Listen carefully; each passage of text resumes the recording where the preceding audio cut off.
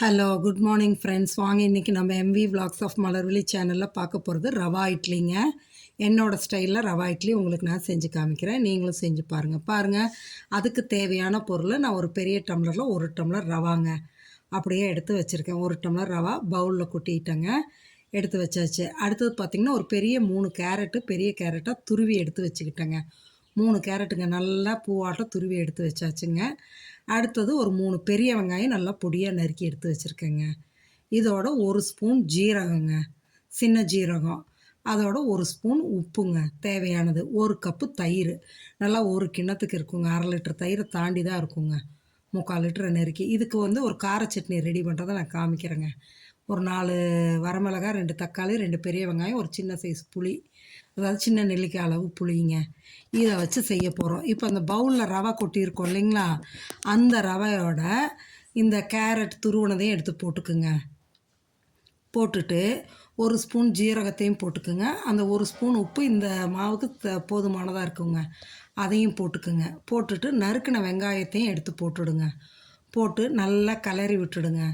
ஈவனாக கிளறி விட்டுட்டு அதுக்கப்புறமா நம்ம தயிர் வச்சுருக்கோம் இல்லைங்களா, ஒரு கிண்ணம், அந்த தயிர் அப்படியே ஊற்றிக்கலாங்க. நல்லா கிளறி விட்டுட்டு தயிர் எடுத்து ஊற்றிக்கலாங்க. இந்த தயிர் வந்து முக்கியமாக புளிச்சிருக்கக்கூடாதுங்க. புளிப்பில்லாத தயிராக இருக்கணுங்க. அப்போ தான் நல்லாயிருக்கும். சரிங்களா? நம்ம மாட்டுப்பால் தாங்க தயிர் போட்டு வச்சுருக்கிறது. அந்த தயிரை எடுத்து அப்படி ஊற்றிட்டிங்கன்னா நல்லா கிளறி விட்டுருங்க. முடிஞ்ச அளவு தண்ணி ஊற்றாமல் தயிரே ஊற்றி கிளறுங்க. தண்ணி ஊற்றிக்கலாம், சும்மா கொஞ்சமாக ஊற்றணும். அப்போ தான் தயிரில் தான் அந்த டேஸ்ட்டு சாஃப்ட்னஸ் கிடைக்குங்க. அதுக்காக தான் பாருங்கள், ஊற்றின தயிர் பற்றில இன்னும் இருக்கிற தயிர் எல்லாத்தையுமே நான் ஊற்றிக்கிறேங்க. அளவாக ஊற்றி கிளறிக்கலாம்.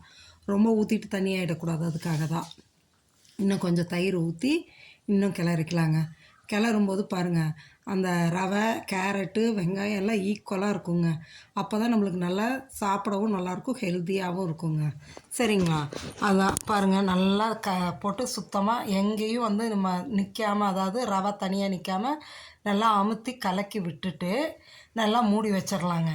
இதை வந்து நீங்கள் இட்லி மாவு இல்லை, தோசை மாவு இல்லை, இட்லிக்கு என்ன பண்ணுறதுன்னு யோசிக்காமல் வீட்டில் ரவாவும் கேரட்டு, காய் இதெல்லாம் வீட்டில் இருக்கிறது தான் அப்படியே எடுத்து போட்டு செஞ்சிங்கன்னா 1/2 மணி நேரத்தில் இது ஊறுறதுக்குள்ளே சட்னி ரெடி பண்ணலாம். அப்புறம் அப்படியே இட்லி ஊற்றி ரெடி பண்ணிடலாங்க.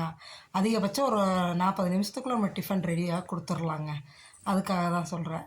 சரிங்களா? இப்போ இது என்ன பண்ணால் குறைஞ்சது ஒரு 20 நிமிஷமாவது ஊறணுங்க. 20 நிமிஷத்துலேருந்து 30 நிமிஷம் ஊறினா போதுங்க.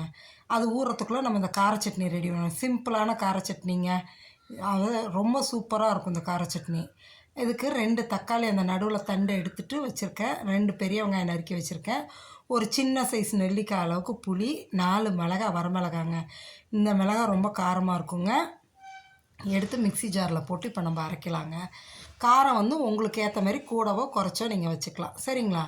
போட்டு நல்லா நைஸாக அரைச்சி எடுத்துருங்க.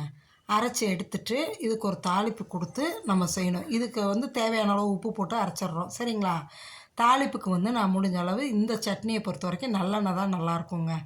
அதனால் நல்லெண்ணெயை ஊற்றி கடுகு போட்டு இன்னும் கொஞ்சம் உண்டுன்னா ஊற்றிக்கலாங்க. இந்த நல்லெண்ணெய் இந்த சட்னியை பொறுத்த வரைக்கும் ஊற்றிட்டு கடுகு, உளுத்தம் பருப்பு போட்டு கருவேப்பிலை போட்டு தாளிச்சிடுங்க. தாளித்து இந்த சட்னி அரைச்சதையும் அதிலே ஊற்றிடுங்க. ஊற்றி தண்ணி ஊற்றாதீங்க. ஊற்றாமல் கொஞ்சம் நல்லா கொதித்து வந்ததுன்னு வைங்களேன், அந்த வெங்காயம் தக்காளியோட பச்சை வாசனையும் போயிடும், சட்னியும் அவ்வளோ டேஸ்ட்டாக இருக்குங்க. கார சட்னி ஒரு தடவை இதை நீங்கள் செஞ்சு பார்த்தீங்கன்னா அடுத்தாப்புல நீங்களே அடிக்கடி இந்த சட்னி செய்வீங்கங்க. இந்த சட்னி இட்லி, தோசை எல்லாத்துக்குமே சூட் ஆகுங்க. நான் ரவா இட்லிக்கு தேங்காய் சட்னி, இந்த கார சட்னி தான் எப்பொழுதும் வைப்பேங்க. டேஸ்ட்டாக இருக்கும். அதனால் நீங்களும் செஞ்சு பார்த்துட்டு சொல்லுங்கள். சரிங்களா? இப்போ நம்ம அந்த அரைச்சி வச்சுருக்கோம்ல, அதை அப்படியே ஊற்றிடுங்க. சரிங்களா? நல்லா கலர் கொடுத்துரும். நல்லா சட்னி, அது தண்ணியெல்லாம் ஊற்றாதீங்க. இதவே அப்படியே கிளறி விட்டுட்டிங்கன்னா அதில் இருக்க ஈரப்பதம் குறைஞ்சி வரணுங்க. சரியா? இப்போ கார சட்னி ரெடி ஆயிடுச்சு. இந்த பக்கம் பாருங்கள், ரவா கிளறி வச்சோம்ல, காய், வெங்காயம் எல்லாம் போட்டு எப்படி ஊறி வந்திருக்கு பாருங்கள். இப்போ இதில் கொஞ்சம் நம்ம தண்ணி ஊற்றி தான் கலக்கி ஆகணுங்க. இதில் வந்து 1/2 ஸ்பூன் பேக்கிங் சோடா போடுறேங்க. சின்ன ஸ்பூனுங்க. சின்ன ஸ்பூனுக்கு 1/2 ஸ்பூன் பேக்கிங் சோடா. என்ன தான் நம்ம தயிர் ஊற்றி ரவா இட்லி சாஃப்டாக இருந்தாலும் இந்த பேக்கிங் சோடா போட்டால் தான் இன்னும் நல்லா சாஃப்டாக இருக்கும். அதுக்காக கொஞ்சோண்டு பேக்கிங் சோடா போட்டு தான் ஆகணும். போட்டுட்டு ஒரு 1/2 டம்ளர் தண்ணியை மட்டும் ஊற்றி நல்லா கலக்கிடுங்க. கலக்கிட்டிங்கன்னா இந்த பதம் இருந்தால் போதுங்க. இதுக்கு மேலே தண்ணி ஊற்றக்கூடாது. சரிங்களா? இதுக்கு மேலே ஊற்றாமல் நம்ம இப்போ இட்லி ஊற்றி எடுத்துடலாங்க. இது இன்னொரு இதுங்க, எந்த காரணத்துக்கு கொண்டு எப்பொழுதுமே நம்ம பேக்கிங் சோடா போட்டுட்டோம்னா அப்போவே அந்த மாவை யூஸ் பண்ணிடணுங்க. அது இருக்கட்டும்னு மீதி எடுத்து வச்சு அப்புறம்லாம் யூஸ் பண்ணக்கூடாது. சரிங்களா? அதுக்காக தான் நான் அளவாக செய்கிறது. இப்போ இந்த சில்வர் பிளேட்டில் நல்லா ஆயில் க்ரீஸ் பண்ணி ஒரு ஒரு முந்திரி பருப்பு சும்மா அழகுக்காக எடுத்து வச்சுருக்கேங்க. அதுமாரி வச்சு இந்த மாவை எடுத்து அதில் ஊற்றிடலாங்க ஒரு ஒரு இதுக்கா. நான் இப்போ எடுத்துருக்கிற அளவு வந்து 4 பேர் சாப்பிட்லாங்க. 4 பிளேட் வரும். ஒரு பிளேட்டுக்கு 4 இட்லி.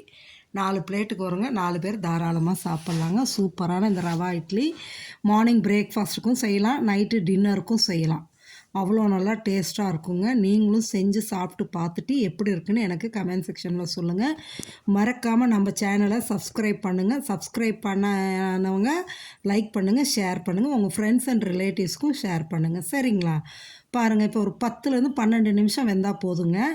ஒரு டூத் பிக் வச்சு அப்படியே குத்தி பாருங்கள், ஒட்டாமல் வருங்க. சாஃப்டாக வெந்துருச்சுன்னு அர்த்தங்க.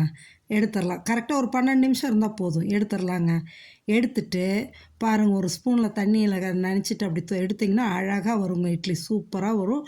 சரியான சாஃப்ட்டுங்க, நல்லா சாஃப்டாக இருக்குங்க இட்லி. ஆமாம், ரவா இட்லி அவ்வளோ சாஃப்டாக டேஸ்ட்டாக நல்லா இருக்குங்க. நீங்களும் செஞ்சு சாப்பிட்டு பார்த்துட்டு எப்படி இருக்குன்னு எனக்கு கமெண்ட் செக்ஷனில் சொல்லுங்கள். சரிங்களா? Okay viewers, thank you. நம்ம சேனலை மறக்காமல் தடவை பார்க்குறவங்க சப்ஸ்கிரைப் பண்ணுங்கள். தேங்க்யூ.